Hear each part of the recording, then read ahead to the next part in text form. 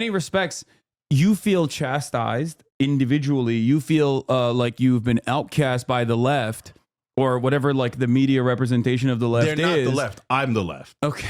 No, 100%. And you agree with that. Okay. Please, just no, listen. No, because we have to. But you're not the singular force. The idiots are making everyone think they are the left. They're like, we're the left. We're the real left. Okay, we are super extreme. We want free surgeries for every criminal. Yes, we're the left. And oh, Nazi. And Huss, what happens? People think they are the left. So if you say you're right, Cenk, those are the extreme idiot left. I don't and think you that are they're the left, extreme... then I'm okay. No, I don't.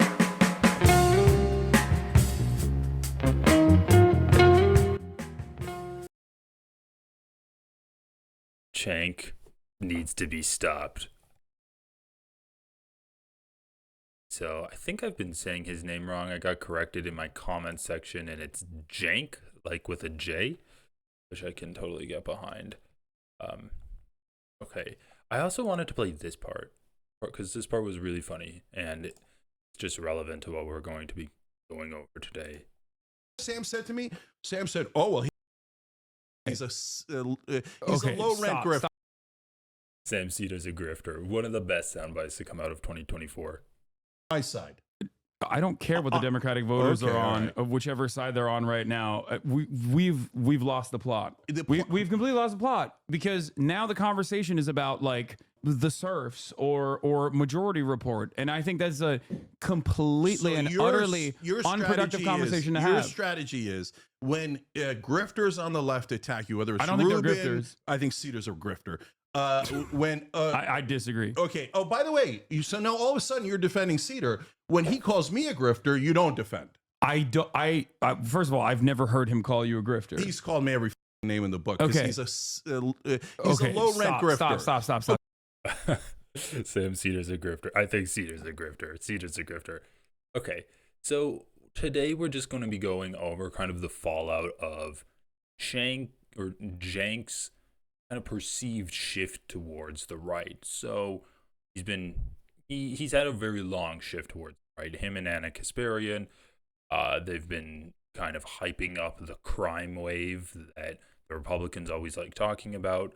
They've been attacking trans women. That's been a really big issue for me, just because it's so ridiculous that Cenk sees a poll saying that the majority of Americans aren't comfortable with trans women playing in women's sports, and then he says that that's the reason Kamala Harris lost the election.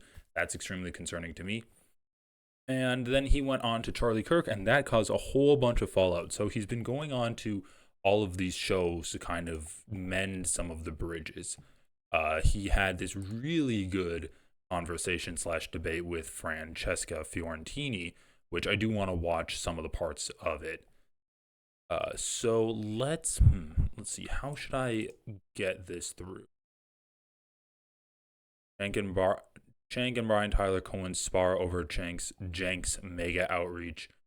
So we watched this a little bit. Trans rights thing, crime panic. I think we're fine for that clip. I wanted to look at this clip too. Let's start here because I think this is really interesting. So Francesca disagrees with Cenk on right-wing populism. And this is like the core of Cenk's argument. Cenk is saying that Donald Trump successfully converted the Republican Party into being a populist party, which I think there's zero evidence of. I mean, Donald Trump has literally the richest man in the world whispering into his ear like worm tongue, making it so that his policies aren't populist at all. None of his rhetoric has really been populist since Donald Trump got elected. Nothing Donald Trump did while he was in office for his first 4 years of his first term were populist in any way whatsoever. In fact, it was the opposite. And Francesca does a great job of pushing Cenk on this. But essentially, Cenk's thinking that, like, maybe we can harness this energy of the Republican populist base and then make them hold their politicians to account when their politicians do things that aren't populist. And I think it's interesting. Let's listen. I did want to ask Cenk before this. I want to ask you about who the establishment is in your mind. Who is the establishment and who is not the establishment? Great question. So Nancy Pelosi, Joe Biden, Kamala Harris, Pete Buttigieg, Gavin Newsom, all the corporate Democrats who take corporate PAC money, serve their corporate donors 100%, lie to us 24/7, never intend to do any progressive policy positions, never intend to do any Democratic policy positions that they state in campaigns, and are backed by the liars in mainstream media, pretending that they're on our side when they're playing good cop, bad cop with establishment Republicans and robbing us blind on behalf of their donors. Do you think that Donald Trump and Elon Musk are establishment? So one easy way that you can kind of narrow that down, or not narrow it down, but simplify the answer, is that the establishment is what serves capital, serves the business owners, because it serves the rich people, and the rich people want to keep the system that allows them to get rich to be maintained. And so if you are part of the establishment, you're part of that maintenance of the system, which extracts wealth from the poor people and sends wealth up to the top. So they're complicated. The reason they're complicated is because they act like the establishment. They do the same robberies, the same corporate tax cuts, but they are pretending to be populists. And that's why I've called Donald Trump a fake populist hundreds of times, right? And I've called him a fake populist on right-wing shows. And I've said, hey, watch out for your own donors on right-wing shows, right? And so, but they are not part of this the machine that was the Borg. Mitch McConnell and Joe Biden were the co-captains of the Borg, and that machine was unstoppable, and that machine was maintains corporate rule, and that's my mortal enemy. That Borg is the one we should all be fighting against. So do you think it's less bad that one person donates $277 million to a candidate versus 5 people donating $277 million to a candidate? Elon Musk gave $277 million to Donald Trump and is now, again, worth $400 billion. Is that somehow less establishment in your mind? So there's 2 parts of it, Franny. One is they at least talk the populist game, and the advantage of that is that also spread through the right-wing base. That, hey, them faking populism, remember, the people that are hearing that message don't realize it's fake, right? Mm-hmm. So they're talking anti-war, they're talking anti-corporate. You see Tucker Carlson talking anti-corporate. You see Steve Bannon saying we should increase corporate taxes. That doesn't mean Steve Bannon is an angel, but what it does mean, or anywhere near it, but what it does mean is that idea of populism and anti-establishment, et cetera, is spreading throughout the right wing. That is an amazing opportunity for us to actually coalesce on economic populism that they now believe in, even if their leader doesn't, right? So that's point 1, and it's super important. Point 2 is, in some ways, that individual corruption is worse, and in some ways it's better. So how is it worse? So Miriam Adelson gives, $137 million to Trump, and Sheldon Adelson had given him $200 million in previous campaigns. So he delivers foreign policy to the Adelson family, right? Right. Moved our embassy in his first term. Now he's thinking about allowing the annexation of northern Gaza and the West Bank. And you saw me fight tooth and nail against Trump, because that's what I was really, really worried about, that he's going to go and be extreme and radical to serve his top donors. On Elon, he handed all of domestic policy to him. So that's how it's worse. How in the world could it be at the same time a little bit better? Well, the way that it's better is that it's not a machine, it's chaotic.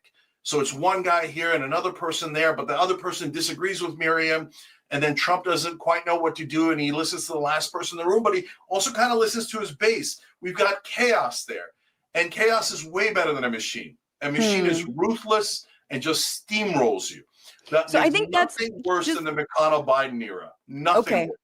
Okay, I do want to talk about the McConnell-Biden era and establishment a little bit more, but just on that, I feel like my very first question to you is, well, what are you doing? I feel like that's the most cogent answer I've gotten from you that I could sort of Okay, so basically, Cenk's argument is similar to that tweet that we saw, where he's like, "We're out of the establishment city and into the populist woods," and he's acting like Donald Trump took a sledgehammer to the establishment, and now it is somehow more manageable. If it's just Elon Musk, that could be more manageable because they don't have this corporate bureaucratic system that just steamrolls over any kind of resistance. If it's Donald Trump is unpredictable. So once again, they don't have that machine that kind of just squeezes you and it's coming at you from all sides. It's more dangerous. And I agree in the sense that this is a unsustainable system that we find ourselves in right now, with Donald Trump at the helm and Elon Musk kind of like powering this fascist right-wing populist uprising with just his billions of dollars. He's powering it.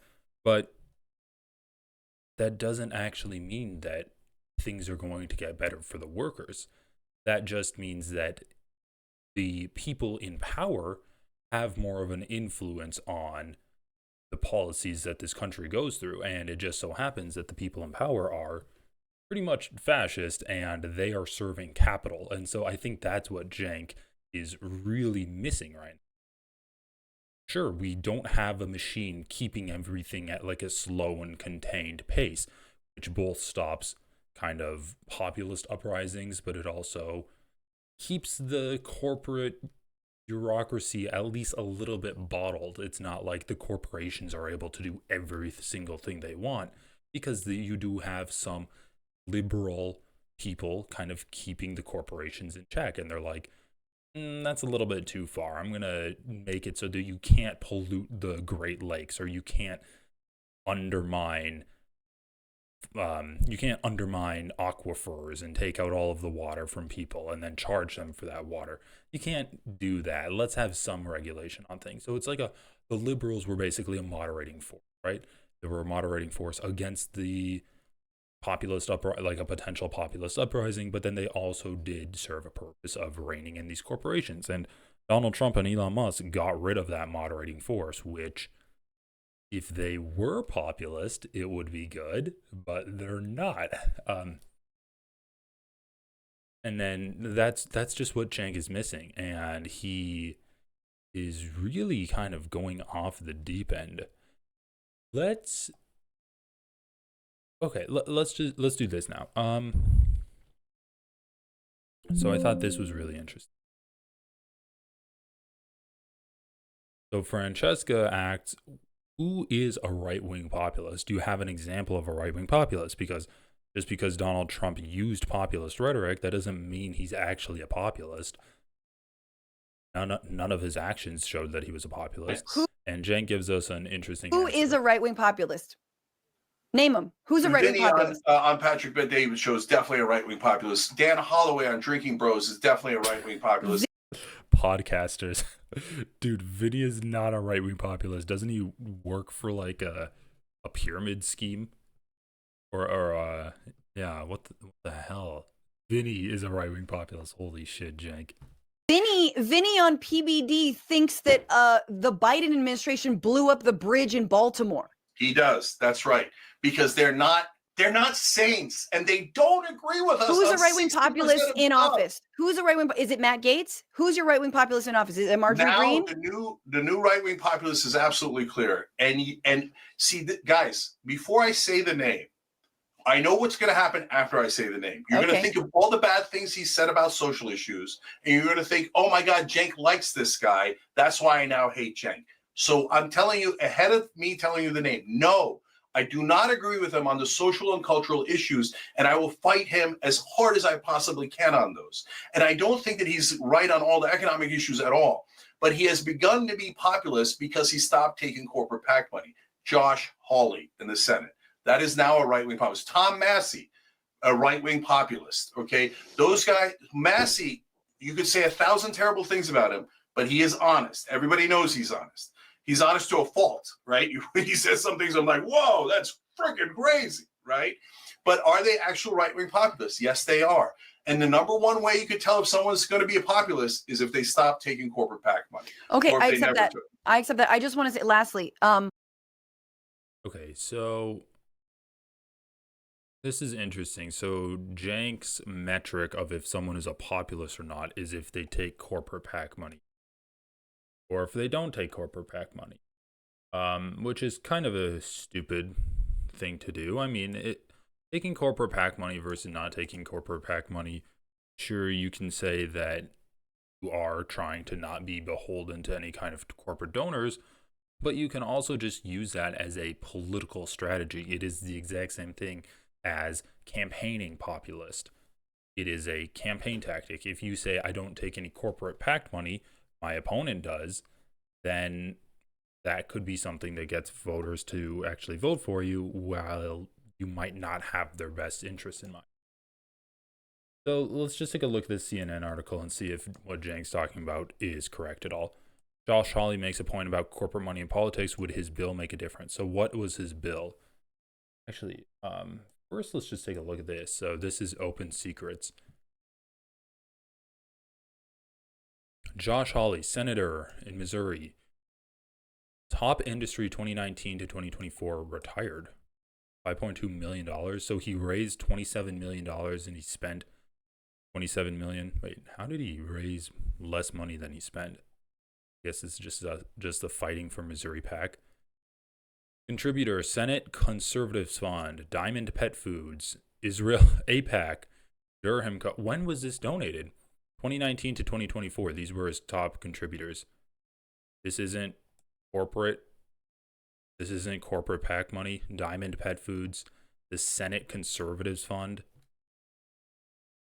Where do they get their money? They don't get it from corporations. They help elect strong conservative leaders to the U.S. Senate by raising money for their campaigns from freedom, loving Americans across the nation. I'm not going to donate. Okay, so yeah, they're not going to have a list of the donate to them, but wow, J.D. Vance, Ted Cruz, Eric Schmidt, Josh Hawley, Mike Lee, Mike Bond. Okay, yeah, they seem extremely reputable. The Senate Conservatives Fund, let's take a look at this, and then we'll look at the Open Secrets. So they're a PAC that supports conservative Republican candidates in primaries and general elections. They primarily focus on supporting U.S. Senate candidates. So they were founded. Okay, so in 2010, they raised $9.3 million. All right, where'd they get all this money from? And then in 2012, they raised $16.5 million.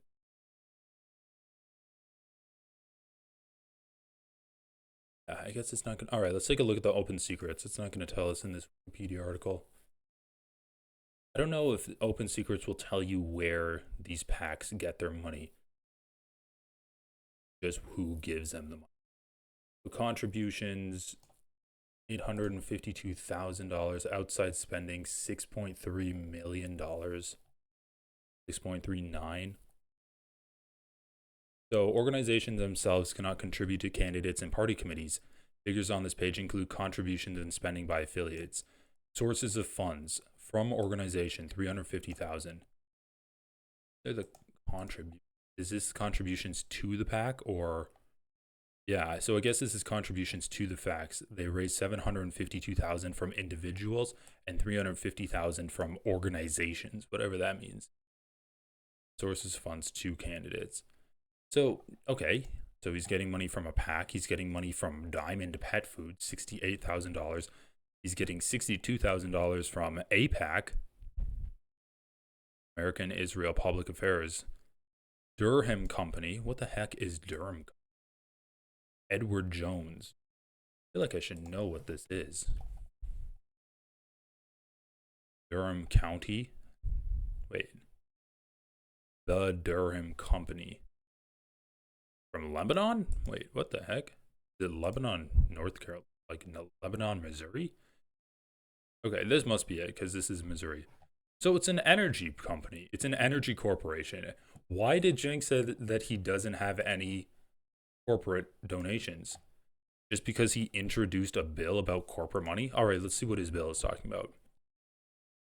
CNN, it was something of a shock on Halloween when Senator Josh Hawley, the Missouri Republican, introduced a bill that at first blush made him sound like Elizabeth Warren, Massachusetts Democrat, joining the fight against corporate money in politics. There's something weird about Hawley, the senator who objected to the counting of legitimate electoral votes on January 6, 2021, now standing up for the votes of individual voters. Hawley's bill is a narrowly tailored proposal aimed only at publicly traded companies. It would ban publicly traded corporations from making independent expenditures and creating political ads or other election communications. It would also ban them from contributing to super PACs, the advocacy organizations that can raise unlimited amounts of money from individual donors but cannot technically coordinate with political candidate campaigns. It's not clear how much corporate money exactly is pouring into politics. While campaign contributions must be publicly reported, dark money groups have found ways to shield the identity of donors. Clearly, there's a problem. If nothing else, Hawley's proposal is acknowledgement that the U.S. campaign finance system is flawed, and there's a bipartisan frustration among voters, even if they're coming at the issue from opposite ends of the political spectrum. Okay. So is this constitutional? Corporations like to notoriously have it both ways. Banning corporate money sounds good. Would this plan work? Wolf, I think it's surprising to quite a few people that a Republican senator and Josh Hawley at that would introduce a bill to end corporate money in it's not going to end corporate money in U.S. politics. I guess it's like publicly traded monies, publicly traded companies for making independent expenditures and creating political ads or other election communications. So I don't know if that's like going to ban every single aspect of corporate money in politics, but it seems pretty specific to me. The main takeaway I had from it is that it's simply not a serious effort to actually remove corporate money from politics, and it certainly would not have the effects that he's claiming it would have, undoing Citizens United or getting corporate money out of our elections. Basically, there are two reasons I would focus on for why I think that. The first is a broader legal issue, which is that Citizens United was a Supreme Court decision based on the First Amendment of the Constitution. So I believe that was saying that spending money is the equivalent to freedom of speech.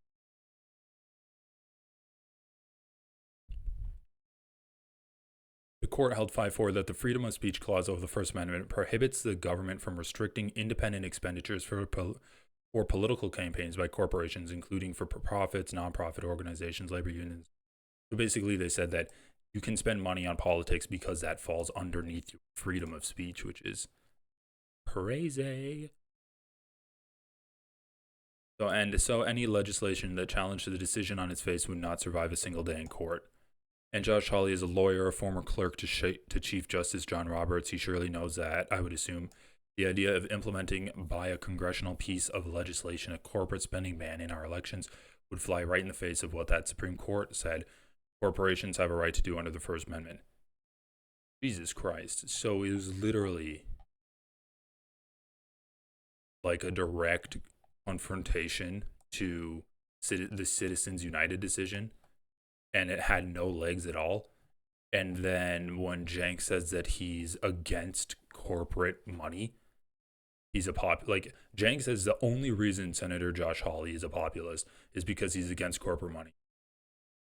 But he's saying he's against corporate money because he like wrote a bill that didn't go anywhere, and it was basically like unconstitutional when he wrote it, and he knew that it wasn't going to pass. And then since then, he's taken corporate money in his campaigns. Oh, but maybe he voted well, right? Maybe he did. Maybe he voted to help workers. Let's see if he voted to help workers. So this is the AFL-CIO, America's Unions. The American Federation of Labor and Congress of Industrial Organizations works tirelessly to improve the lives of working people. So what they do is they take a look at senators and they take a look at representatives and they rate them based off of their voting records, and they rate them on how pro-labor they are. You can take a look at an example of someone who is very pro-labor. This is Senator LaFonza Butler from California, and they have the data from 2023. The upraised fist means that she voted with working people. The $sign means they voted against working people, and the Z is they did not vote. And so she has 3 key votes. The first one is the nomination of Martin O'Malley to be Social Security Administration Commissioner. And the AFL-CIO supported the confirmation of Martin O'Malley to lead the SSA, a position that has gone unfulfilled for over 2 years. The SSA needs a strong leader, and former Maryland Governor O'Malley's experience and demonstrated competence makes him a good fit for this position. So you can see there are 3 key votes, and Senator LaFonza Butler voted with Labor both times, and she has a 100% score in 2023, 99% average Senate Democrat score, and a 100% lifetime score, because I guess she's only been there for 2023. So this is an organization that looks at senators and sees how they vote and then ranks them accordingly. Let's take a look at what they rank Josh Hawley. Here we go. Josh Hawley's AFL-CIO score, 0% in 2023, 3% in the average Senate Republican, 11% in the lifetime score. Let's take a look at some of his other years. 5% in 2019, 33% in 2020. Okay, that's almost halfway. That's almost a fail. 2021, 4%. 2022, 17%. 2023, 0%. So he voted with capital for all of these key votes.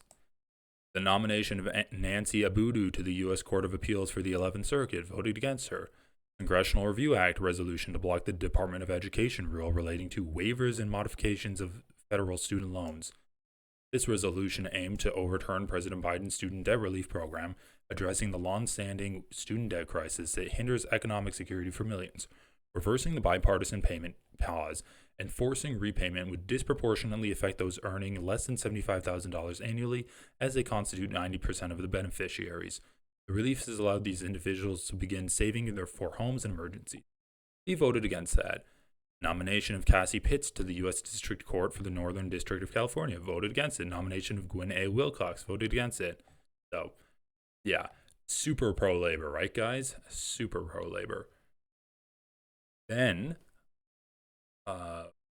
we have famously the PRO Act. This is something that Tim Walz used to talk about a lot on the campaign trail to kind of bash the fact that J.D. Vance isn't actually a populist. So what is the PRO Act? The Richard L. Trumka Protecting the Right to Organize, or PRO Act, is a proposed United States law that would amend previous labor laws, such as the National Labor Relations Act, for the purpose of expanding various labor protections related to employees' rights to organize and collectively bargain in the workplace. The measure would prevent employers from holding mandatory meetings for the purpose of counteracting labor organization and would strengthen the legal right of employees to join a labor union. The bill would also permit labor unions to encourage secondary strikes. The PRO Act would weaken right-to-work laws, SCAB laws, which exist in 27 U.S. states. It would also allow the National Labor Relations Board to fine employers for violations of labor law and would provide compensation to employees involved in such cases. It is named after Richard Trumka, who was elected president of the AFL-CIO, that's the organization we were just reading the rating of, on September 16, 2009, and served in that office until his death. So this law is crazy. It basically says it's easier for you to unionize. It bans employers from doing essentially illegal meetings, which is forcing you to hold mandatory meetings for the purpose of counteracting labor organization. And it would also punish people for violating labor laws and reward people that were hurt in the violation of those labor laws. So it's basically just saying, like, can we enforce these laws that we already have set? Of course Josh Hawley voted for it, right? He's such a populist. Well, let's see.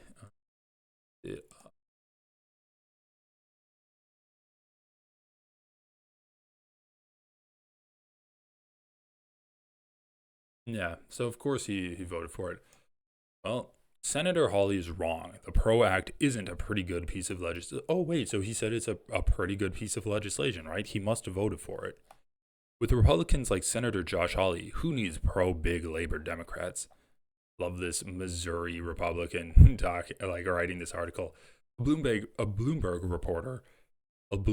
labor reporter claims Senator Hawley now believes that protecting the right to organize PRO Act is a pretty good piece of legislation.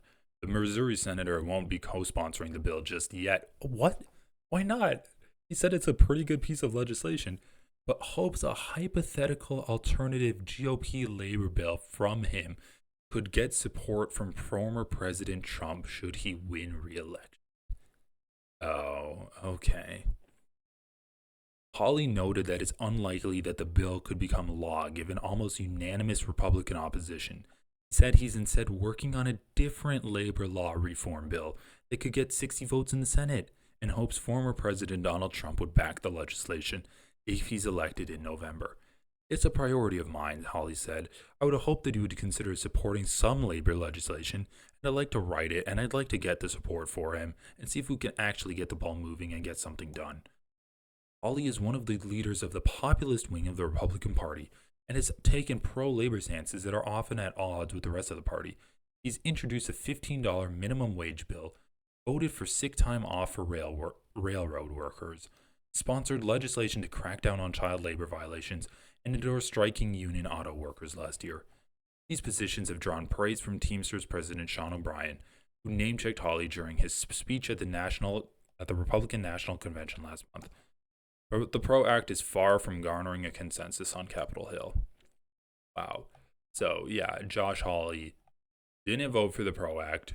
He introduced a law that was banning corporate money, even though he knew there was no chance of that passing at all. And he has a 0% rating from the AFL-CIO, who the PRO Act was named after. So, yeah, Josh Hawley is extremely pro-labor, right? What were these other examples that they were talking about? He introduced a $15 minimum wage bill. Wow. Voted for sick time off for railroad workers. Oh my God, he's so brave. Breaking with the Republicans that want you to work while you're sick or just get fired. So sponsored legislation to crack down on child labor violations. Oh, wow. So he wanted to actually support businesses he wanted to support people to be able to go after business who violated child labor laws. But when you support the NLRB to go after businesses for violating adults, workers' rights, that's too far. If they're the adults, then they can get taken advantage of. But for the kids, I'll actually do that. And endorse striking United Auto Workers. He's such a brave big boy. This is your Republican right, man. Just empty words when they actually have an option to vote for a real piece of legislation that would simply enforce labor laws. He's like, it's too far. Let me water it down, and then maybe we can vote for it. This is the fucking Republican populist bullshit. I worry about our relationship because, I mean, I don't, Okay. That was a lot of talking from me. I'm going to let Sam Uwalis Cedar take it over. Take it over, Sam. Speaking of populism, Max Lefty, Sam and Francesca spoke about anti-establishment being problematic when you don't have an ideology. Can you speak about that? Yes. Because in one instance, if you are just merely anti-establishment, really what it is, it's daddy issues. I mean, that's what it breaks down to. And the problem with that is that you can fight the establishment, but then you create a vacuum. And if you do not have an ideology that is behind that anti-establishment, and by ideology, I mean a perspective on what you would do in leadership. Like, what is the programmatic ideological framework in which you would have government? Then what happens is if you fight the establishment and you win, there is a vacuum. And undoubtedly, some of the other anti-establishmentarians, they have a program. They have a plan. It's easy. And they have an ideology, and it's a right-wing one. It's easy to be anti-establishment because if that were the standard, we are. Like, you know, we vote for I voted for Democrats. I encourage people to vote for Kamala Harris, and it didn't work out. But the point is just like, yeah, the establishment isn't working for people in the sense that our administrative state is going to be gutted by the Republicans. We have slashed taxes on the wealthy, and income inequality is through the roof because of neoliberal and right-wing policies. But if you're anti-establishment, what comes next? Ask people that. What is the next sentence? Okay, we overthrow the establishment, we achieve our goals. What do you put in its place? Because then you become the establishment.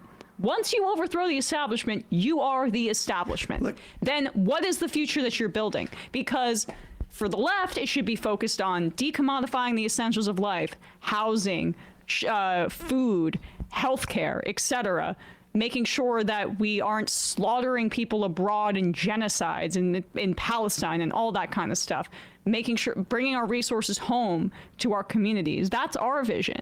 So what is the anti-establishment vision beyond people just saying they're anti-establishment? Because that's just a branding exercise, and not something that serious people are engaging in when they're talking. It's what Jimmy Dore was doing. That's exactly where that, I mean, it was... It's a way for capitalists to pretend they're revolutionaries, because you could just say, yeah, so they're not explicitly talking about Cenk here. I don't even think he's really crossing their minds, but the irony is that what they're saying can easily be applied to Cenk. Cenk is saying that Donald Trump and the Republicans bucked the establishment off of their backs, and now they're in the populist woods. But what does that really mean? I mean, now that they got rid of Lindsey Graham, sure, Lindsey Graham is gone. Dick Cheney is gone. But now it's Donald Trump and Elon Musk pulling the strings, calling the shots. They are now the establishment. And Cenk is just like, well, it's better than the last thing. It's like, but is it? Is it better than the last thing? Just because you think the last thing was more entrenched in the system.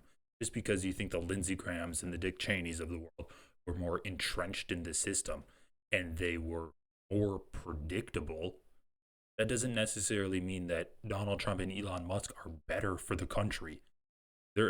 Once again, the reins are off and they're just going to go ham. They're going to go wild. Yeah, anti-capitalist is even more clear. Yes, here comes the same boss. Here comes the new boss, same as the old boss. It's just that now I'm different. But the point is that the reason why this is important is because how you go about being anti-establishment, what you start to dismantle of the establishment. And again, that is supposed to be just a means, not an ends in and of itself. But how you approach that is a function of your ideology. For instance, like, the Dartmouth basketball team stopped their unionization drive today, or maybe a day or two ago. And why are they doing this? Because they don't want to go in front of a Trump National Labor Relations Board and establish a precedent. You cannot establish a precedent as a National Labor Relations Board unless there's a case in front of you. It's like the same thing with the courts. I mean, supposedly, you cannot establish a precedent unless you are adjudicating a certain situation. So there are times where it's in your best interest, based upon who you're up against at any given time, to actually retreat and save the fight for a day when the battlefield is more to your favor. I mean, this is like literally basic Sun Tzu strategy.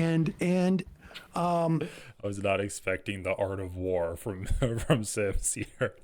This is basic Sun Tzu strategy. Retreat until the battleground is better in your favor, and then you will strike.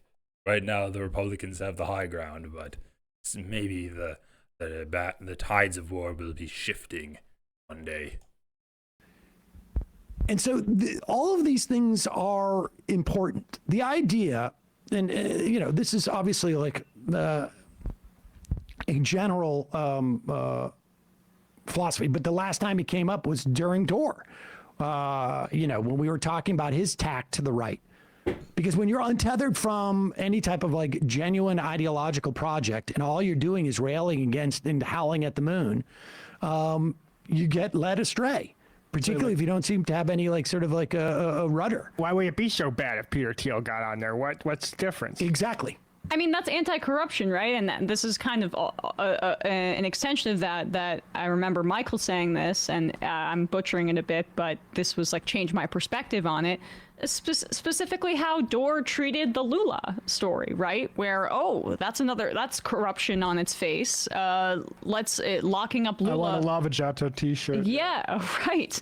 And you find out, well, sometimes corruption in the way that it's deployed by bad faith people like the Bolsonaro administration, the right-wing freaks down there, it's trumped up and it's used to lock up one's political enemies. And so corruption is also can be amorphous if it's said by the wrong people. So it's about what you choose to cover, what you choose to lend credibility to, and who you, through your skills of discernment, is being earnest when they're actually trying to take on powerful interests. And, if you're in the news, you should have a pretty good sense of who that is. Fames Darwin says, Bill Fletcher said that the right-wing populism is the herpes of capitalism. He was saying that in the same way that herpes outbreaks happen under stress. Capitalism under stress produces populism. Left-wing populism correctly targets economic elites. Right-wing populism targets elites other than economic ones. Or if it does target economic elites, it focuses on their alien nature and targets them as cultural elites. That's a great Thus, point. the logical endpoint of right-wing populism is anti-Semitism. Yep. I mean, you can see this playing out. God damn, that was pretty good. And that's what I was going to say too, when Jenks was talking about how the Republicans have started to shift more populist. It's like, well, you can say they're shifting more populist, but the majority of their anger has always been against immigrants and been against the rich libs, right? They don't actually care about their business owners or their bosses that are signing their checks, or Elon Musk that's making these working conditions at his factory horrible. They care about the immigrants that are coming over and taking the jobs. And you can even see this playing out in the H-1B visa debate. Once again, the only way that they got riled up against their corporate overlords is at the threat of immigrants coming over and replacing the jobs that should go to hardworking white Americans, right? Oh, it's just racism. It's like right-wing populism is just hating the people that are, it's not class conscious at all, right? It's hating people within your class. And that's what kind of these corporate overlords want to see. They want to see people fighting horizontally. They want to see people fighting on the same level of class, because they don't want any of that anger pushed upwards. They want it pushed to the sides. They want their workers to be fighting against their other workers. That's been the whole plan of conservatives the entire time, protecting capital. The idea that the establishment is that Elon Musk and Vivek Ramaswamy, billionaires, are not part of the establishment in this country is bizarro. But Soros is, and why is that? I mean, Tame Darwin, what a great I am. That's exactly what it is. That's exactly it. And we should get Bill Fletcher back on. When you talk about, yeah, we should actually. When you talk about who have been the sort of talking point targets of the right-wing populism that is arguably ascendant in this country, is it big moneyed? There's some talk of it in some quarters. You can find it maybe specific industries like the social media industries. But why social media industries as opposed to airline deregulation or oil or energy production or private equity? It is because social media is a cultural instrument. And they're trying to and they're trying to wrestle away the smug elites on the coastal elites. Look, the establishment is not some smug professors at colleges, despite the fact that they'd have you believe that on the right. The establishment is not those people who want to, give special powers to trans people. The establishment is not immigrants.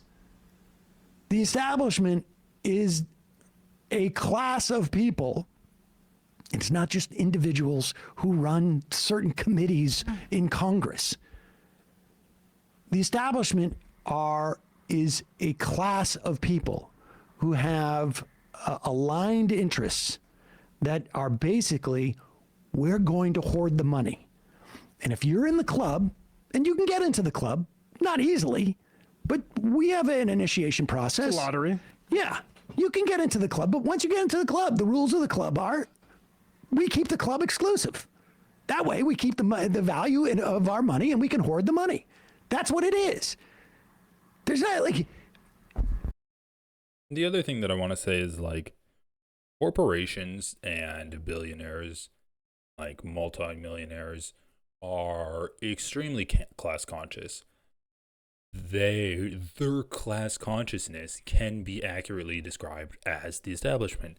And that can extend to politicians that are in office that work to uphold this kind of class solidarity that the wealthy and the 1% are able to maintain.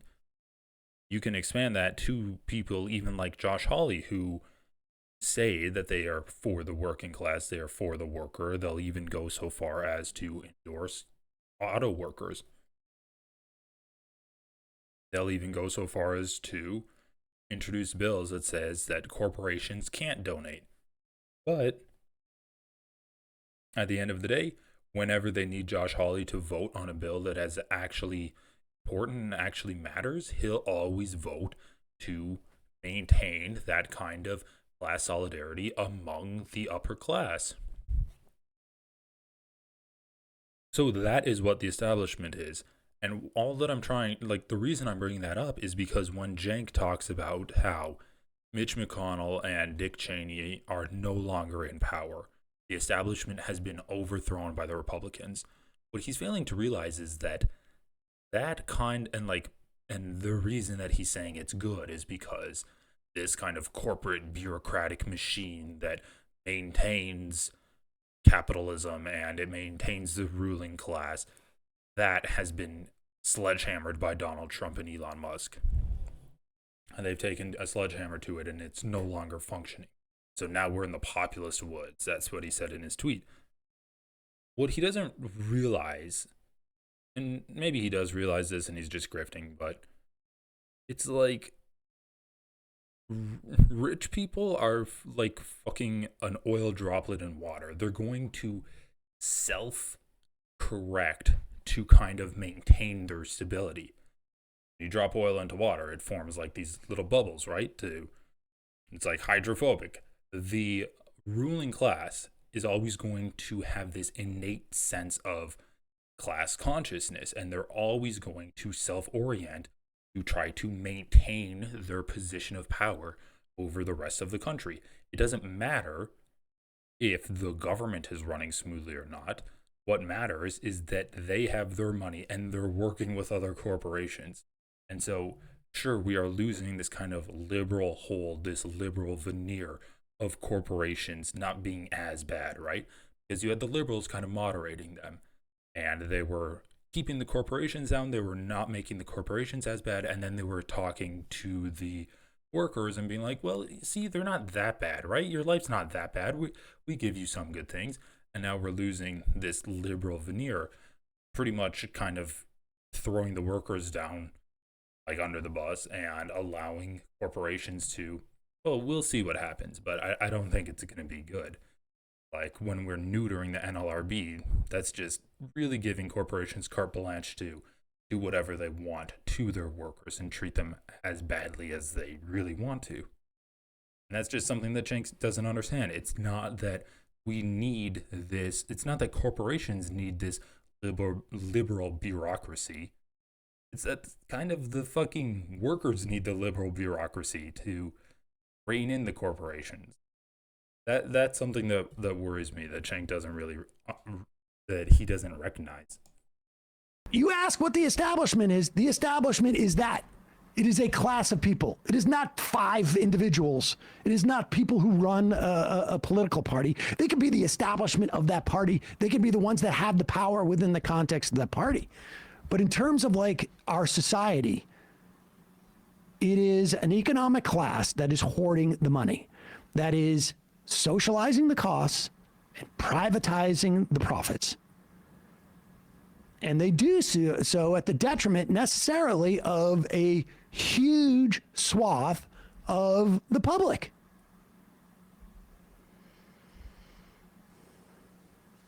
Just one quote from one of my favorite leftist writers from about 80 years ago. I've come to the conclusion that it's futile to be anti-fascist while attempting to preserve capitalism. Fascism, after all, is only a development of capitalism, and the mildest democracy, so-called, is liable to turn into fascism when the pinch comes. That's George Orwell.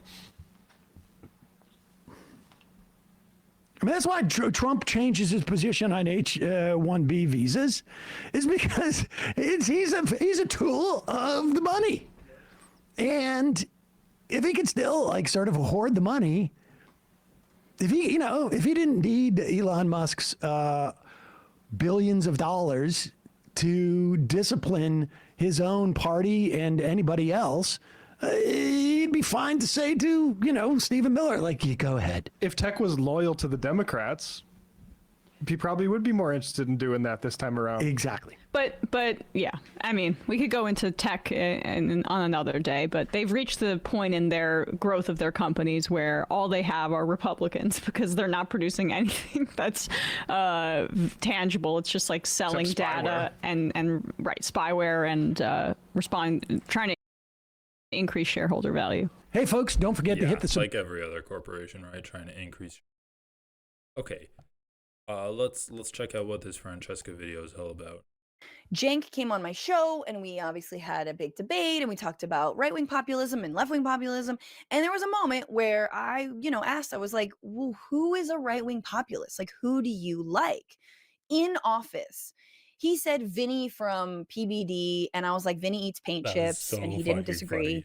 I said Vinny from Patrick Bed. That was his first thought as a right-wing populist. The fucking stupidest, most testosterone up guy you can imagine. Basically, he's like Joe Rogan, and then Vinny is like Joe Rogan 10 years young. also believes that like the Baltimore bridge collapse was an inside job and things like that. But he was like, Cenk was sort of like really sort of cagey about who he thought was a right-wing populist, and then he finally said Josh Hawley. And I didn't want to push back at the time, but it's important to look at like why Josh Hawley might be like good on some issues and why he's definitely a bad person, why he is scary and not the answer beyond his like men need to not touch themselves and we need more role models. And what? He said that? So when Cenk was like, oh, don't judge me on his social values, like, I don't really know that much about Josh Hawley. I know that he's kind of portrays himself as a populist conservative figure, but I don't know what his social values are. But that's hilarious if he's like a right-wing conservative nut job that says men need to not defile their bodies. I'm certainly not in the closet. Like, he just has closeted vibes. And I don't, again, not to draw too much of a conclusion, not all anti-gay Republicans are themselves closeted, but a good amount of them, but so he was saying, that like, Josh Hawley had sworn off corporate PAC money. And what's funny is that Open Secrets did a story about this about a year Jesus Christ. Yeah, this is the right-wing populist. Josh Hawley thinks America needs a religious revival. Is this man helping him find it? He supports conservative Christian moral values and has decried the rise of a new secular America where a growing number of people answer none to surveys asking which religion they practice. He's lauded the What? Wait, no, this is H.W. Crocker. Okay, good. Oh, good. Wait, and this year he picked up a new job, communications consultant for Senator Josh Hawley's Senate campaign. Oh my God. So this is the communications consultant for Josh Hawley. He's lauded the Confederacy and its soldiers and generals in books like The Politically Incorrect Guide to the Civil War and Robert E. Lee on Leadership. Oh, that's worse than I thought it was going to be. His communications director supports the Confederacy. And he supports a religious, and Josh Hawley thinks America needs a religious revival. Wait, he wrote an essay about it? He wrote an essay about young men should follow the example of Confederate soldiers. Oh my. Dude, you cannot make this fucking shit up. There are no good Republicans. I'm not talking about the voters. I'm talking about the politicians. There are no good Republican politicians. Jesus fucking Christ. That is funny. Okay. All right. Take it away, Francesca. 3 years ago, 2021. And in fact, Ted Cruz also said that he renounced corporate PAC contributions. But you know why? It's because they were woke. That's why. Remember in the wake of the George Floyd Wait, they said they didn't want to take corporate PAC money because it was woke? I didn't see that. Is that just Ted Cruz? I mean, we read about Josh Hawley, right? He's literally taking corporate PAC money, taking APAC money, he's taking Diamond pet food money, he's taking money from an energy conglomerate in Missouri. He introduced a bill that had no chance in hell of passing because it flew in the direct face of a Supreme Court decision that was just handed down. And Cenk's like, but because he introduced that bill that one time that he knew was going to fail, he's a populist Republican. Go fuck yourself, Cenk. Go fuck yourself. Holy shit. uprising. Remember in the wake of like, oh my God, what are all these corporations doing? I mean, don't worry. They've all rescinded their inclusivity or DEI programs. It's all gone. But these senators were like, I'm not going to take any more money from corporations because corporations are woke. Exactly. The tipping point for Cruz and Hawley came when big businesses, including Coca-Cola, Delta Airlines, and Major League Baseball, announced a GOP-backed law in Georgia that critics will say make it harder for Georgians, especially people of color, to vote. In an op-ed published by the Wall Street Journal under the title, "Your Woke Money is No Good Here," Cruz announced that he will no longer accept campaign support from corporate PACs.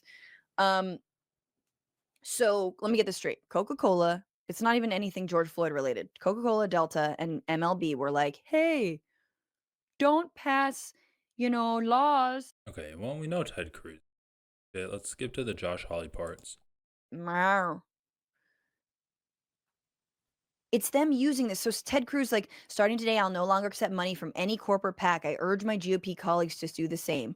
For too long, Republicans have allowed the left and their big business allies to attack our values and ship our jobs overseas with no response, no more. Okay, first of all, let's be real. Just because neoliberal has liberal in the title does not mean that Republicans are not neoliberals. Every Republican is a neoliberal. Remember this.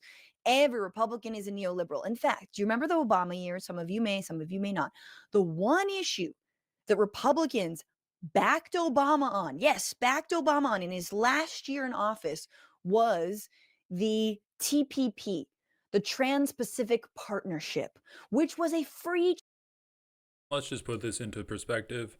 The 2024 outside spending by Super PAC, 2024's financial activity for Super PACs, 2,485 number of PACs, of Super PACs, $5 billion total raised by Super PACs, $2.7 billion total spent by Super PACs. Conservatives got 64% of the Super PAC money. Liberals got 30% of it, other 5.5%.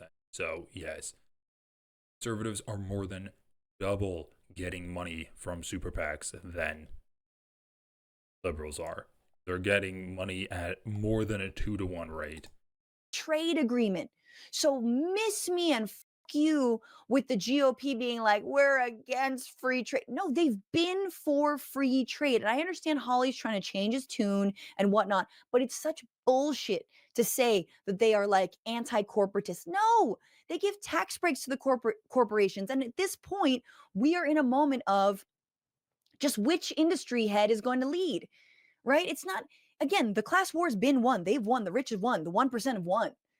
It's just who's going to be the person in the room? Who's going to get the no bid government contracts? Who's going to be the one making money from all of this?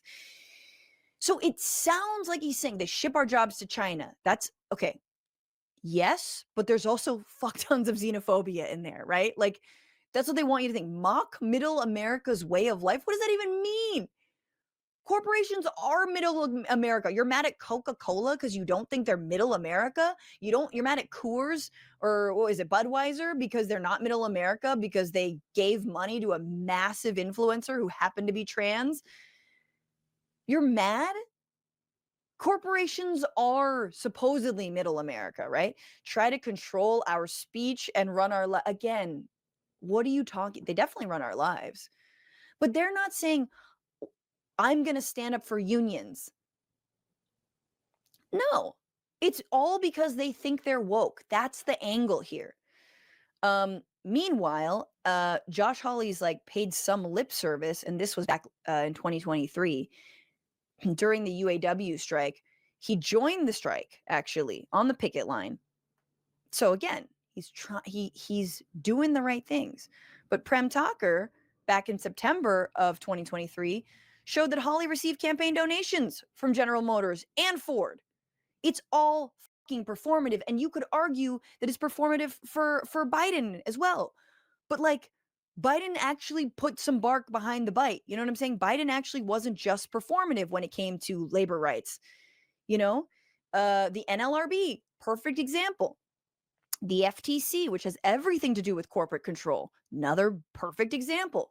Lena Khan has now been axed. Goodbye. No more breaking up Google or suing Google. No more suing of Ticketmaster. More gouging, more gouging. Hawley appeared at a General Motors plant in Missouri earlier this week to join members of the UAW. There he called himself pro-worker, challenged the companies to give workers a pay raise and more time off. While he's rallying against the big three now, he's previously received campaign contributions from automakers during his first run in 2018. Bro, he's literally gotten paid by the automakers whose workers are on strike at that moment. Fucking hilarious.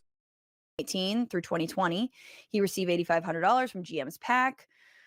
His Senate campaign received $3,500 from Ford's PAC and another $1,000 from GM executive. So, asked about his donations, a spokesperson for Hawley said that he promised to no longer accept money from corporate PAC. So he's changed his tune, guys. Maybe he's a different man.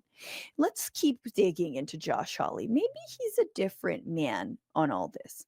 Give me like literally 2 seconds. Talk amongst yourselves. Talk amongst yourselves. Edit it out. Edit out your dead air. Kidding. I can't talk about that at all.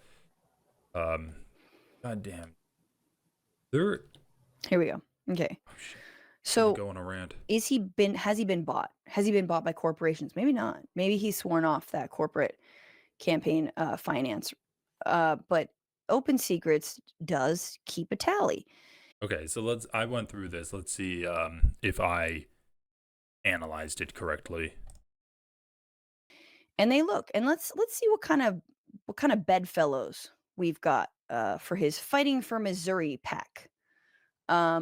So the Senate Conservatives Fund, which I don't know much about, is a pretty big one. I should do a little bit more digging on who the hell these guys are. Senate Conservatives Fund, almost $200,000. Diamond Pet Foods. I mean, you're owned by Big Kibble. That's Big Kibble right there. Ooh. Number 3 contributor, American Israel Public Affairs Committee, otherwise known as AIPAC. I've heard of them. Now, here's the thing. You could be like, well, at least it's not Coca-Cola or Delta. But I mean, don't forget about that Durham company, which is an energy company in Missouri. I don't know what Edward Jones is. Let's actually look that up right now. Edward Jones. Find financial. It's a investment firm.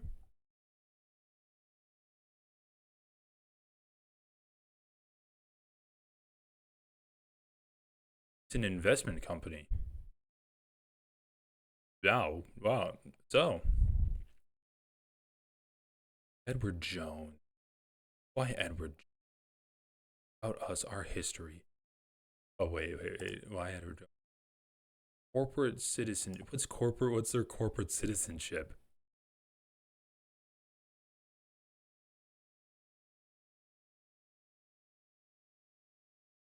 Growing Our Impact 2024 Purpose, Inclusion, and Citizenship Report. At Edward Jones, our purpose is to partner for positive impact to improve the lives of our clients and colleagues and together better our communities and society. Download our 2024 Purpose, Inclusion, and Citizenship Report, Growing Our Impact, using the links below. So they literally, in their Why Edward Jones tab, refer to themselves as a corporate citizen and talking about their citizenship report from 2024. Holy shit. So yeah, Josh Hawley's getting money from a group that refers to themselves as a corporation. And it's an investment firm. Okay.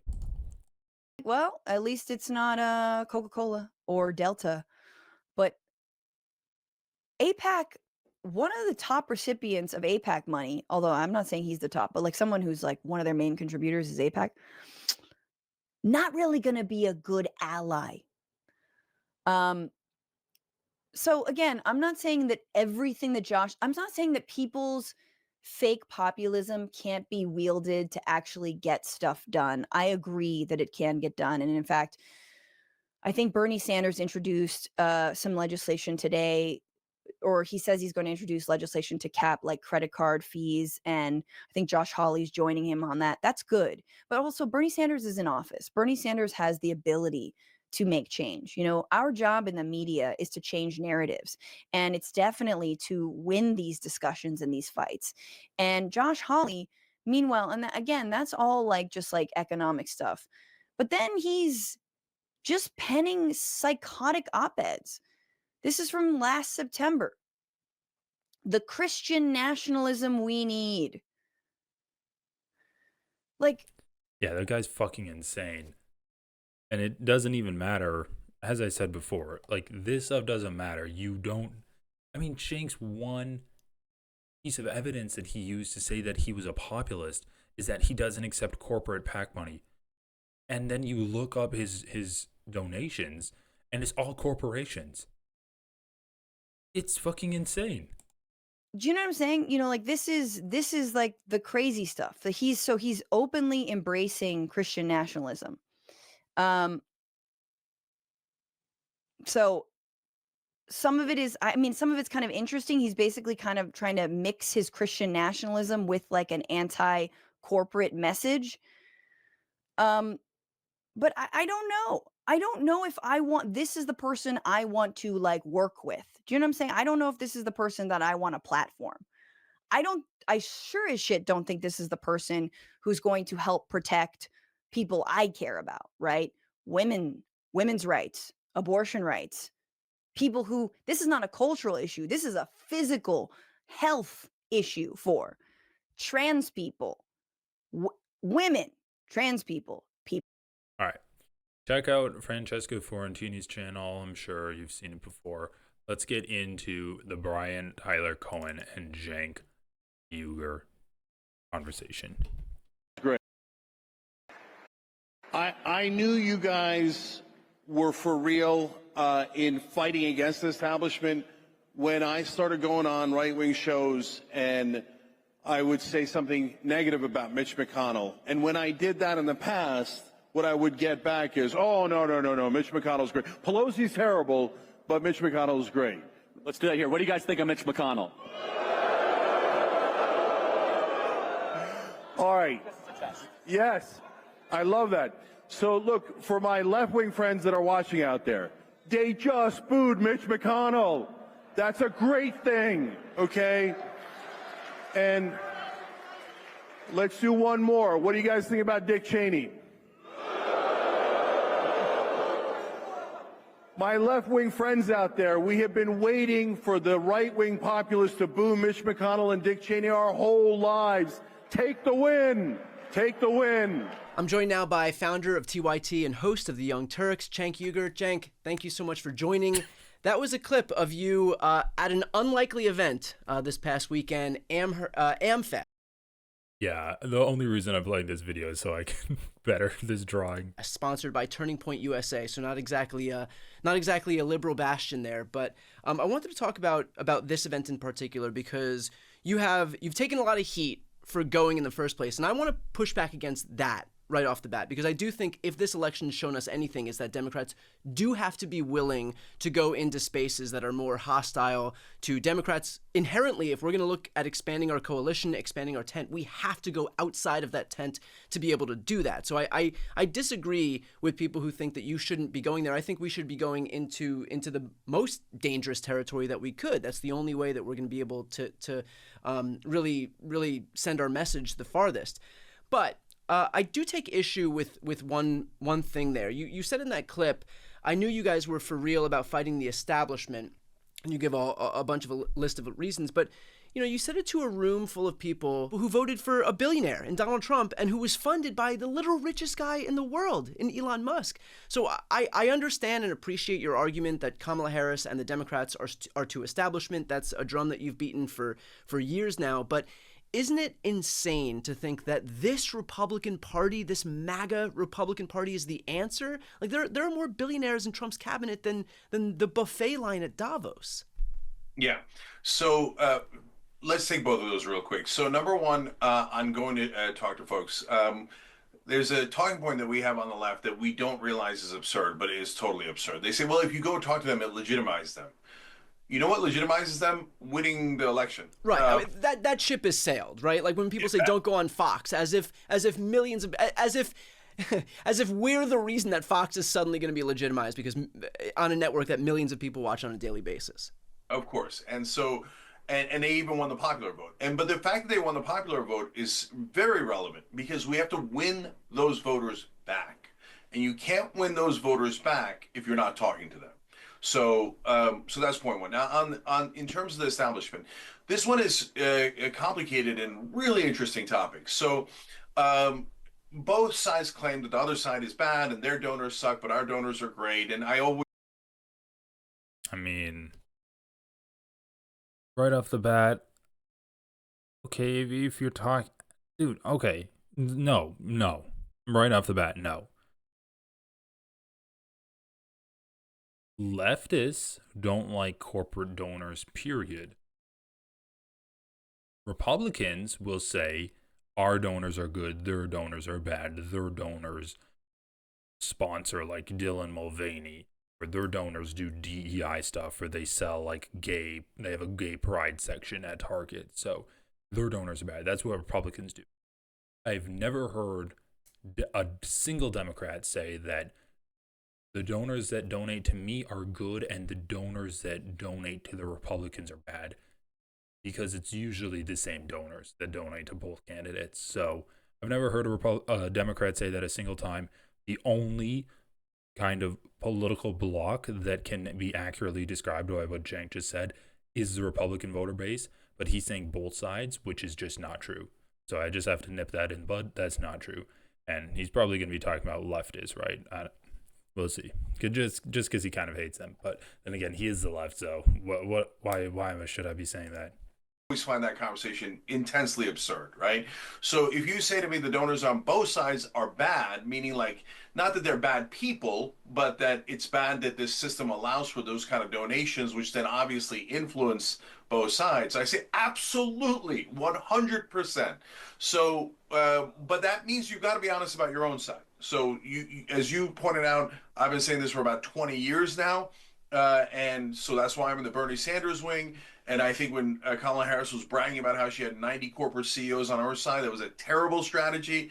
And when, she raised over $1 billion herself, let alone the billions in the PACs, largely a huge portion of that was corporate donors. If you think that they don't have to pay them back with favors, you're just not paying attention. I love you, brothers and sisters, but this is the same exact thing I say to the right wing. So when I go there and I say, one thing they did that we didn't do yet is they did a revolt against their establishment wing within the party.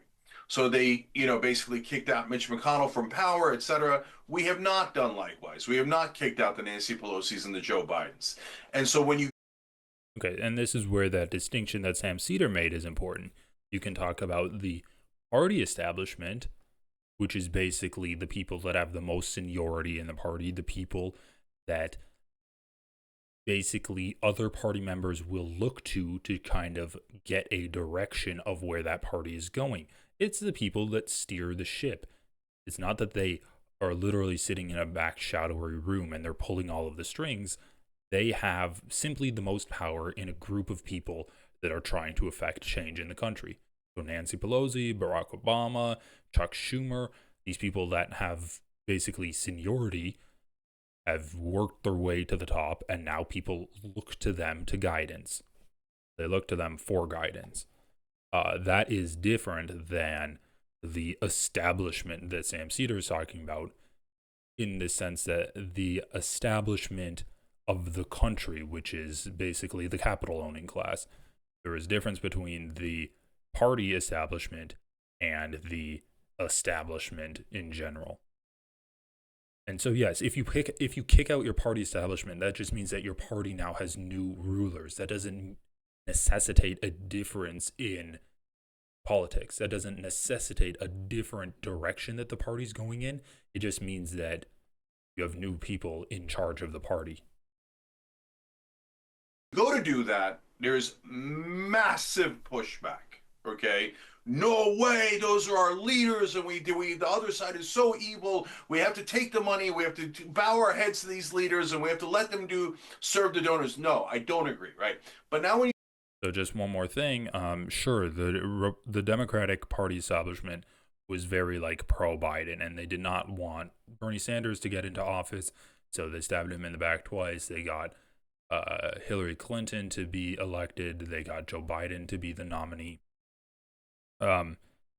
However, when it was clear that Joe Biden was very obviously going to lose to Donald Trump after that debate performance he had, the establishment was very quick to get rid of him. The Democrats were very quick to get rid of him. But in general, it's true. In general, the Democratic Party has become very stolid in the way that it works, where they're very stiff and they do not react well to change. And there is not a lot of movement in the Democratic Party. There's not a lot of new blood rising to the top of the Democratic Party. Change the way that change the direction the Democratic Party is going in. you turn to the right wing, I said later in that speech, I said, guys, don't lower your guard, because you have donors too. And then there was a little bit of a hush over the crowd, right? Because when you start talking about Republican donors, who pops to mind first? Elon Musk. And so I'm honest about it in both directions, and I say it to their face. And so I've gone on other right-wing shows and said, who's Elon, what's Elon Musk? He's a donor. He's the largest donor, over $250 million that he gave to Donald Trump. And now all of a sudden he wants regulatory agencies that regulate his companies to be wiped away from existence. Right. Well, that's awfully convenient, right? And then who's his donor? Third largest donor, Miriam Adelson, $137 million. If you take the Adelson family, Sheldon and Miriam, Sheldon's passed away, but before he did, they've given over $330 million to Donald Trump, even larger than Elon Musk. And in my opinion, he's handed them foreign policy. So these are the points I make to right-wingers, and who else is even getting in the room to make those points, to tell not their leaders, but Yeah, but the thing that he's not really talking about is that he spent the majority of that interview with Charlie Kirk basically bashing the Democrats and bashing the left, and he didn't make those points to right-wingers in a vacuum. The context that he was making those points is that he spends 10 minutes talking about the Democrats, and then at the last 30 seconds he'll be like, oh, and you better watch out because Elon Musk might do the same thing with Donald Trump, right? So you better watch it. their voters, guys, remember, you're supposed to hate corruption. That's what you say 24/7. If you do, be careful about Elon Musk, Miriam Adelson, and every other donor that Trump has. Well, I think that's where the point of contention is, because you saying this stuff is you operating in good faith. These people don't care. Like, there are no long-standing principles that they abide by. This is the purported party of family values, the purported party of the Constitution, of law and order, of states' rights, of fiscal responsibility. They will throw that shit out the window the moment, the millisecond it becomes inconvenient for them, and that's what they did. But you're saying these things to people as if they're operating under some principle that they should be against the establishment, that they should be against these donors, when they're not. The only longstanding principle is their allegiance to Trump. And so my worry is that, like, you trying to get through to them on these issues of principle is falling flat, because it's not principle that got them there in the first place. There is no longstanding principle when you are a Trump supporter. Yeah. So, Brian, this is an interesting, I think this is probably the most interesting point of the conversation, because I think you're right and you're wrong.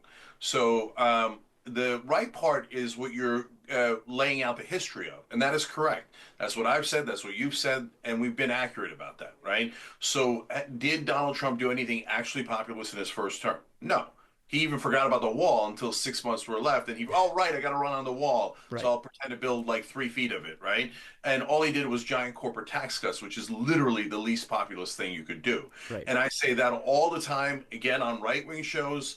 I talk to them about Jeff Yass, how Trump wanted to ban TikTok. Yass gives him a couple $1 million. All of a sudden, he likes TikTok. Same thing on electric vehicles and Elon. And again, whenever I make those points, even the host nod along, it's uncomfortably true, right? Yeah. So on family values, another point where you're absolutely right.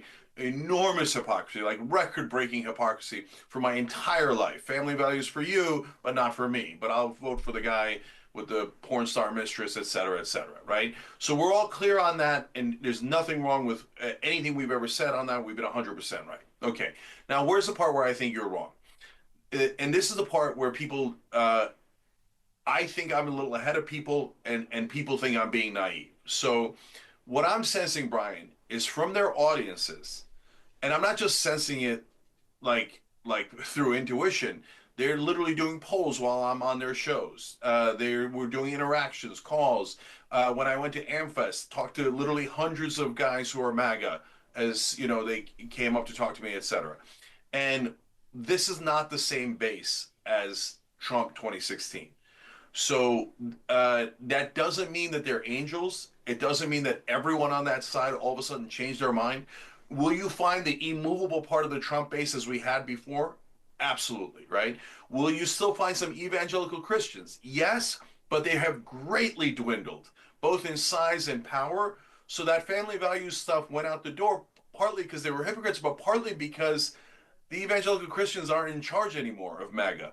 So the rest of MAGA are kind of bros and stuff, and they don't really care about family values at all. In fact, a lot of the bros are pro-choice. So when you say that some people on the right or agree with us on things like pro-choice or anti-corruption, the pushback I get from the left is, no way, they're all evil, they're all a monolith, they're all this, they're all that. No, guys, that's unsophisticated. 77 million people are not all the same thing. Right. And remember, we don't have to win or care that much about the outer edge of MAGA on the right. You're never going to win those guys over, and that's not the issue. You've got to win over people on the inner edge that voted for Obama, that voted for Biden, and now have voted for Trump. And those folks are not radicals. Those folks need to be won over. And they are different than what the base was before. And so what I'm sensing is, on anti-war and anti-corruption, they really do mean it. Now, if you say, yes, but they're backing Trump, who's doing this obvious brazen corruption we just talked about, I know.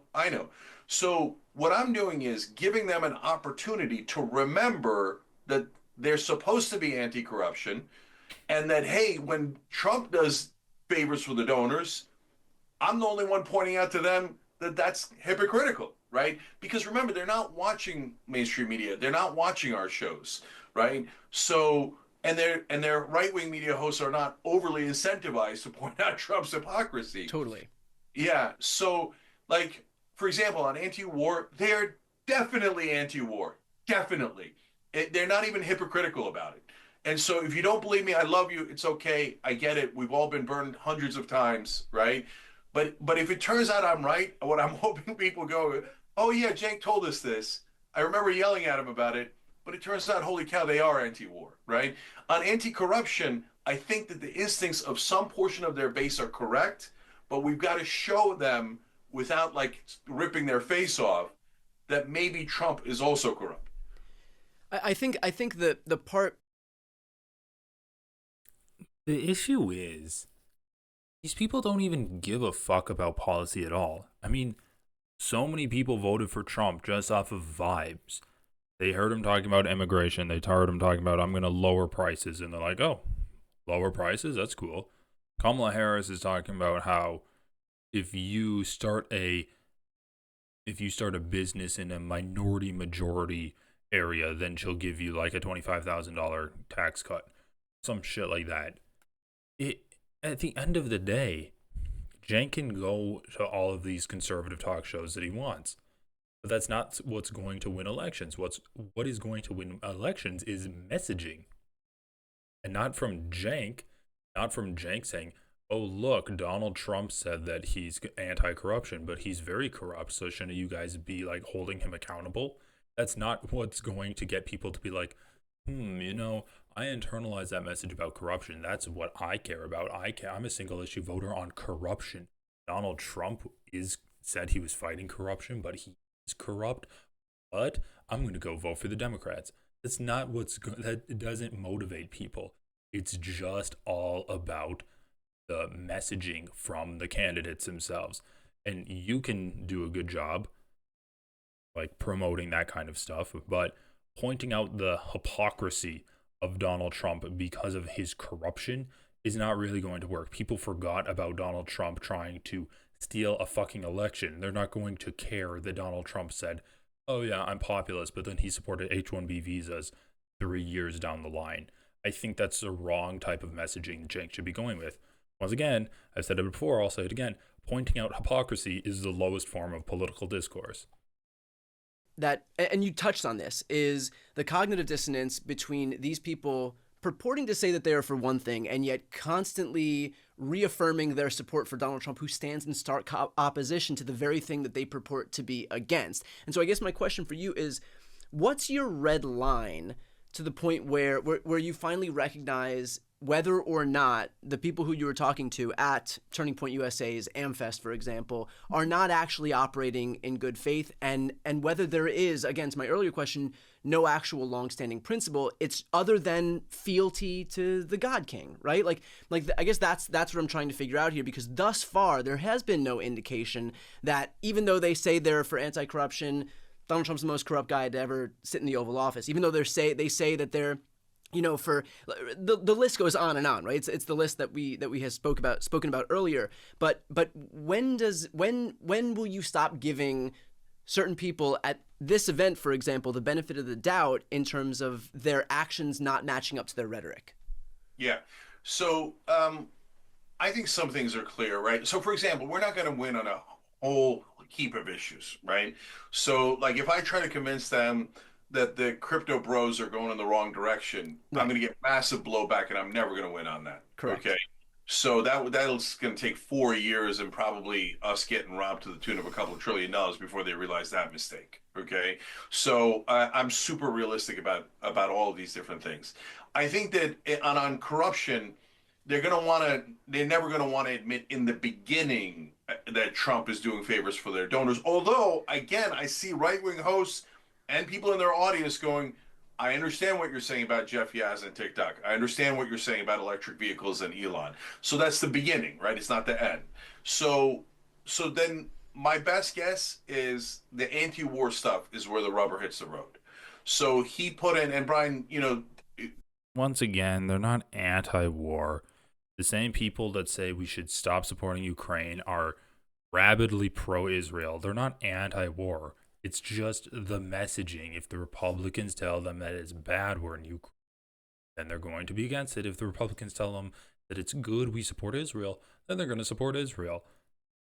People are not people are not principled on this issue. And even if they are principled on the issue, they're still going to vote for Donald Trump, even if he says he's going to support Israel like no president has ever supported Israel before. They're still going to be like, oh, well, guess I'm voting for him. I don't like what he says, but I'm going to vote for him anyway. It's a pointless conversation. And I think it is really bad rhetoric. Like, in the immediate aftermath of the election, I'm like, the economy was the biggest issue. They voted for Donald Trump because he said he was going to make prices cheaper. If that is immediately affecting people's lives and it's affecting their mood, the price at the gas station, the price at the grocery store, Donald Trump says he's going to make those things cheaper, then people are going to vote for him. We need a Democrat that says we're going to make things cheaper for people. If you can have an immediate impact on someone compared to Kamala Harris saying that she's going to make businesses cheaper, or Kamala Harris saying that we're not going to do war. If you can have an immediate impact and war, something that goes against someone's sensibilities. I'm not pro-war, but Donald Trump is saying that eggs are going to come back down by $1.50 in the grocery store.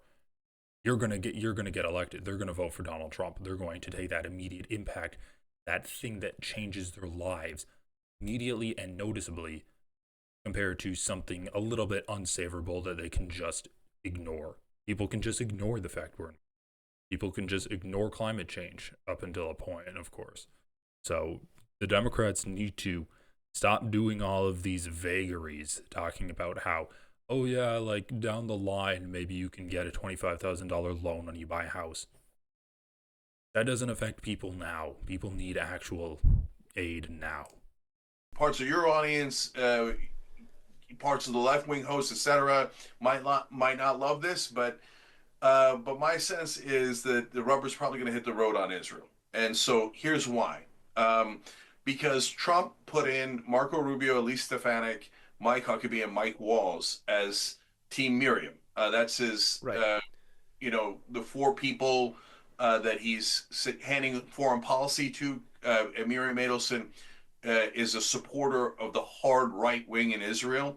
And so they're going to push towards outrageous positions like annexing the West Bank, annexing northern Gaza. Israeli press has already written about this. Israeli cabinet ministers are already excited about this. If they try to annex, for example, the West Bank, it probably will lead to a vicious, bloody war. And then, Bro, experts estimate 100,000 people in Gaza are dead. And you think a bloody war is going to get these conservatives to go against their God King Donald Trump? He's delusional, man. He's delusional. Why? What evidence does he have? Like, this is just wishful thinking. And he's like, oh no. He's just trying to make the argument now that conservatives have kind of backed themselves into a corner. Now they need to bow down to the populist spirit that they've awoken inside their base. But what he doesn't realize is that there is no populist spirit inside their base. They're just scapegoating populism. And people are going to go back to like cultural issues or economic issues that matter to them. If Donald Trump can pull off lowering gas prices, people are going to be happy.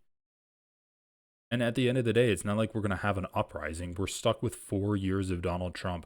We need to be trying to prepare as much as possible for it.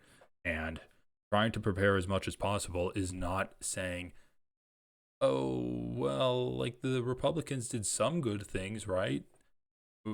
We can give them credit on some things, right? I don't think that's a great strategy.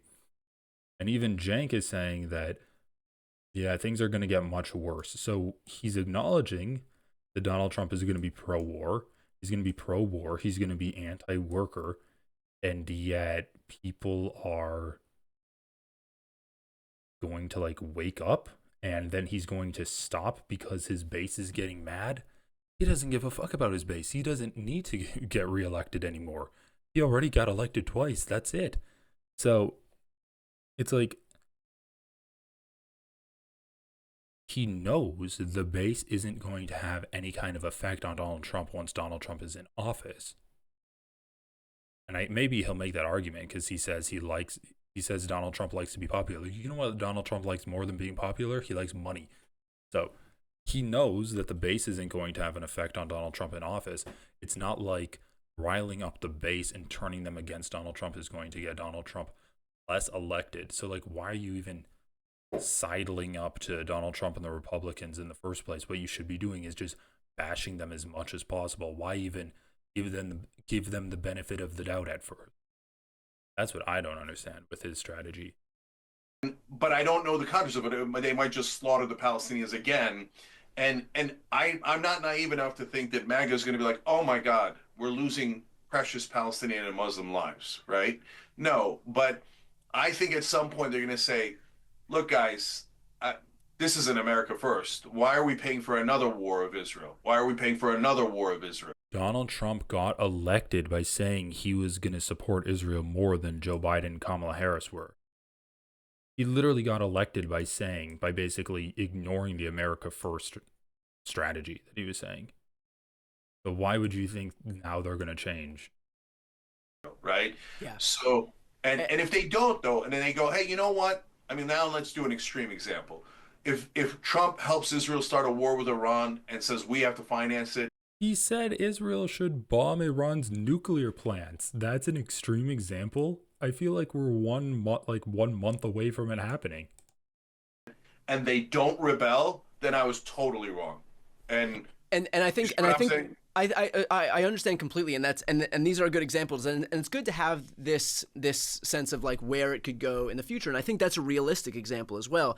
But I think what you are probably giving more credit than I will is this sense that any of this stuff matters, because again, there has been they haven't shown any discernment thus far on any of the things that they claimed were their principles before, and so I'm skeptical at best of this notion that they're going to move away from Donald Trump as soon as he enacts any policy that goes against the grain in terms of what these people claim that they wanted. But again, remains to be seen. I hope you're right. I hope that they do show some discerning behavior toward Donald Trump. I'm skeptical that they will, but I guess we're going to see in the coming months and years here.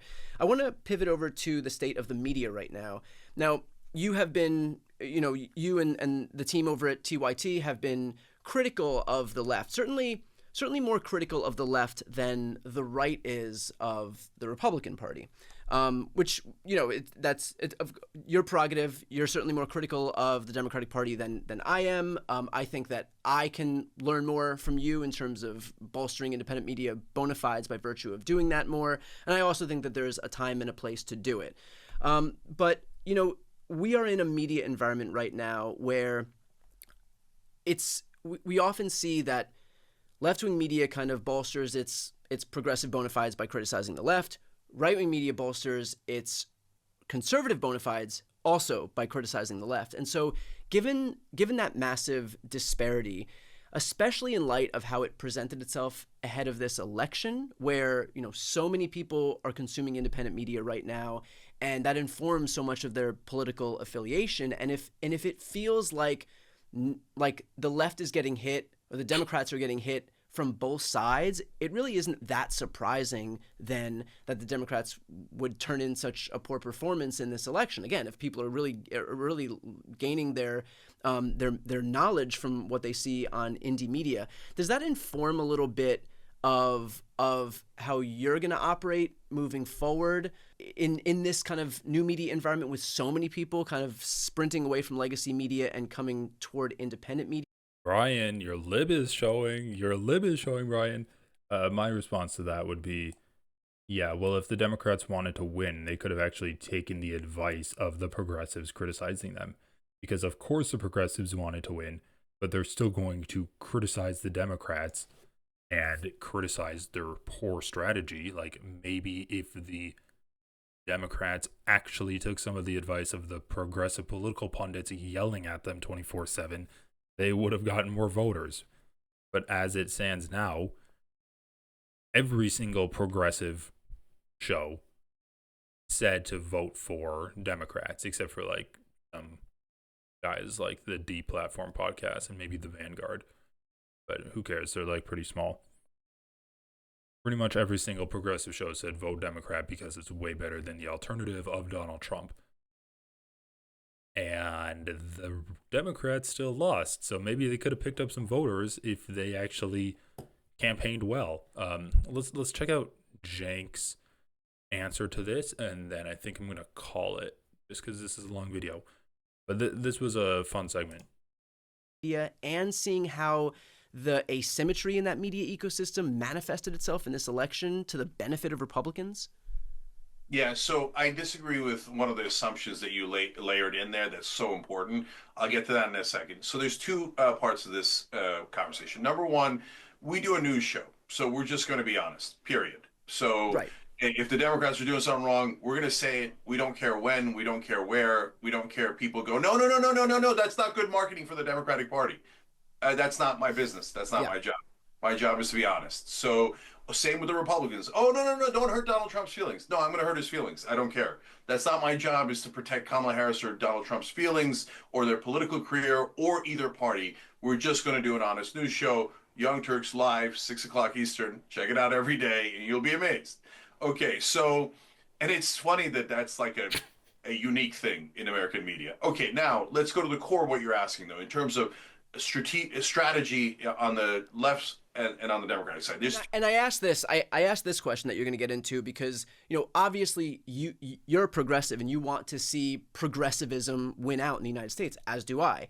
And so it's not, this isn't, you're not Reuters, right? So that's why I asked. There is a sense of like there is activism that you want to see happening, and so just wanted to like lay that out, but go on. Yeah, I totally get it. And so to your point, Brian, so what we do on the Young Turks is we give you the facts first, and those are non-negotiable. Then we do perspective journalism, especially me, right?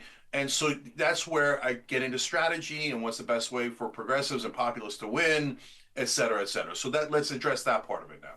So in my opinion, there's three wings of the Democratic Party. There's the establishment wing, there's the populist wing, and then there's what I call the far left wing. Right, and you can call that anything you like, and I'm not trying to be offensive about it. And in fact, in that AmFest discussion, I said, for example, I'm extreme left on gun control.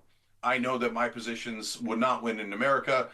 They would be very normal in Europe, but in America, we have no chance of passing my gun control policies. Okay, so now between these three wings, the establishment wing is Kamala Harris, Joe Biden, Pelosi, Clinton, etc. That has led to electoral disaster, and it has done it so with incredible haughtiness.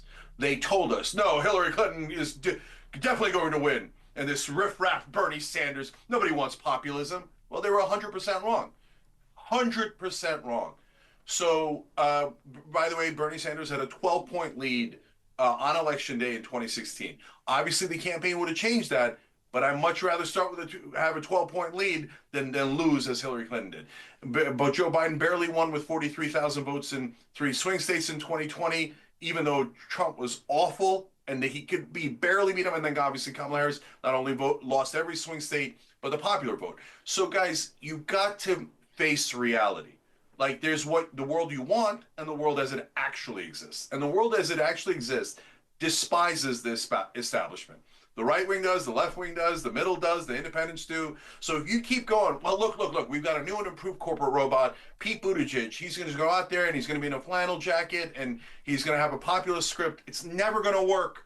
It's never going to work. America does not want someone who takes donor money, has pretty little talking points, and then does what the donors want, okay? So please stop losing. Please, I'm begging you. If you don't want Trump, you don't want MAGA in charge, stop going with the wrong strategy. So then you've got the far left, and they say, no, we should have maximalist positions. So on trans issues, I don't want a moderate position. Just give me everything. Give me everything. Everybody has to be called a birthing person. Everybody, change sex operations for people under 18 is fine. No, are you okay? They have to be forced. The professional sports leagues have to be forced to allow trans women, etc. Look, even if you think those maximalist positions are wonderful and exactly right and the most moral thing to do, America is not there.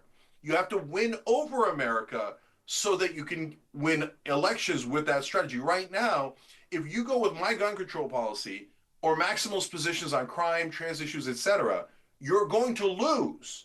So please, if like, why are you handing elections to the right wing? I mean, people are yelling at me for talking to the right wing. I mean, the Democratic Party gave these elections. You should be furious at Democratic leadership for handing these elections to the right wing. So what's the part of the Democratic Party that I think is the most popular and the one that is actually the biggest component of the Democratic Party in the left wing is the populist wing. So that's higher minimum wage, paid family leave, Medicare for all, which is just universal health care that the entire world has, free college at the state level, for government state-run colleges like University of Texas, University of North Carolina. I can go on and on. But the economically populist positions we have that are enormously popular, you have to run on them. And then when you get into office, for God's sake, you have to do them. If you don't do them, you cede ground to the right and you seem hypocritical and you lose elections. So in my ideal world, we all coalesce around, obviously Bernie's too old,